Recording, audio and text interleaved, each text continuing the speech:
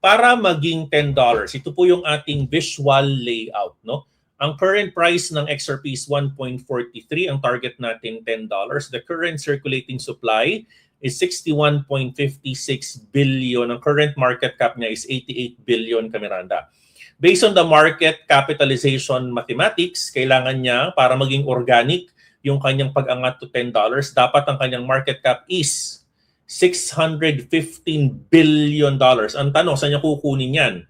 Saan niya kukunin yung $527 billion na extra kailangan niya? Kailangan ng bagong pera, no? So pwedeng mangyari two ways, no, that this can happen. O fresh money enters crypto, organic, bull market plus institutional inflow, yung first column natin, or positive for entire market, yung pag-move paakyat. Pero may sinasabi tayong zero-sum game or cannibalization. Pwedeng lumipat ang pera ng Bitcoin, Ethereum, Solana, etc. to XRP para mapuno niya yung 527 billion. Tanong, papayag ba ang mga lovers ng Solana, Ethereum, BNB, etc.?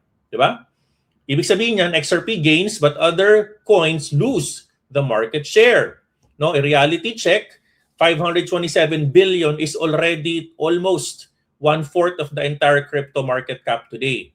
If XRP wants to hit $10, kailangan niya ng massive new money coming in or kakainin niya yung market cap ng other top 10 coins. Walang free lunch, but the math is unforgiving.